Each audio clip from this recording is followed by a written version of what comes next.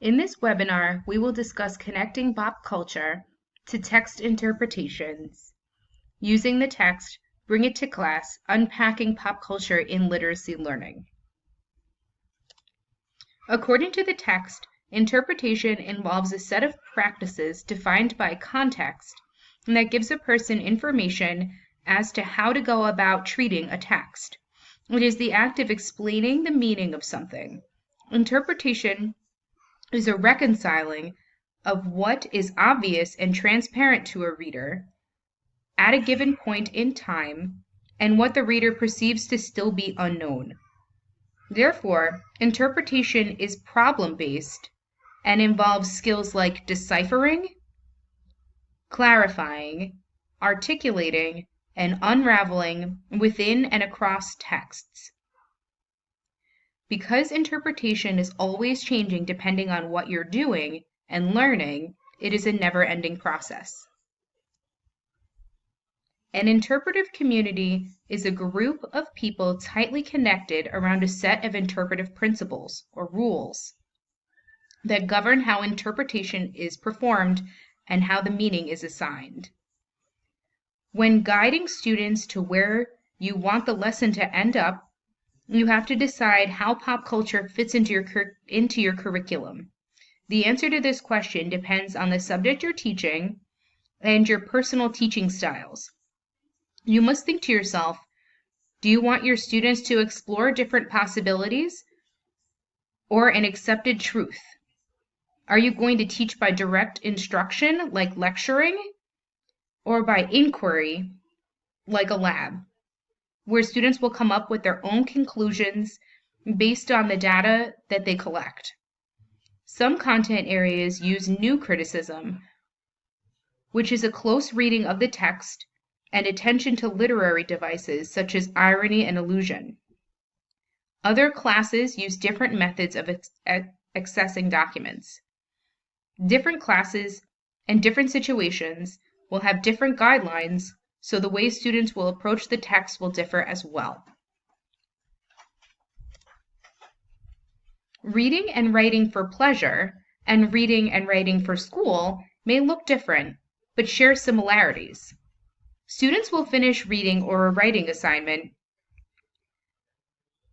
just to do well on a quiz the next day, versus reading and writing for pleasure because they'll finish because they want to know what happens next in the story or because they want to get their thoughts out on paper. When students read and write for different purposes, they engage in different types of reading and writing, which results in different types of interpretation.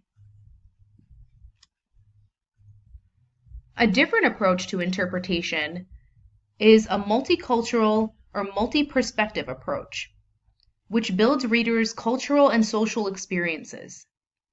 This treats pop culture, like everyday culture. A given text cannot be read with only one meaning to be uncovered, but should be looked at with more depth. It allows for a number of different spins to be taken on the same text. Each community must come up with their own meaning of the text to use.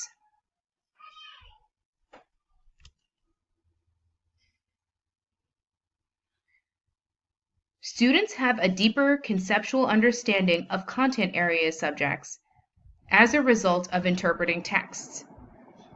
A student's ability to apply a lesson to a new situation means that there is a complex understanding of the material.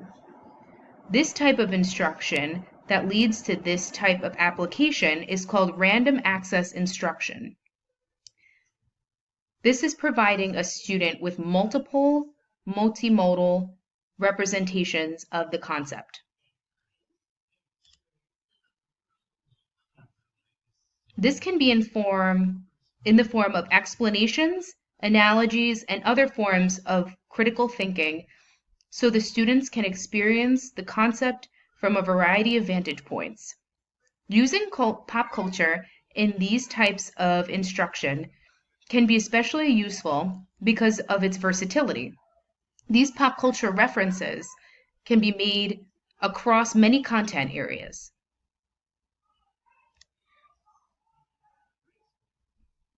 Pop culture is more than just texts. It is a set of social practices. This can be music, social networking, and other things found on the internet, just to name a few. Teachers should encourage students to explore and examine their own interpretation of pop culture. Critical framing, which is an extension of critical and contextualized instruction models, asks students to reflect on their own and other assigned meanings of what they have produced to get at why they chose particular images and wordings. This is a great way to get students to reflect on their own interpretations and experiences. One content-based specific example is OkCupid. OkCupid is an online dating website that uses math to generate matches between people who sign up for their website. And they take your answers when you sign into the website that you fill out, and they assign each answer that you give a specific point value. These assigned point values are turned into a percentage, which is called your percent satisfactory, or how happy you would be with another person with the same number. This is a great example that I would use and have used in the past in my calculus and statistics classes. Using this example lets my students know that there are purposes for what we study in math class, and use these concepts in real life application, considering how many of them are interested in creating online programs and phone applications.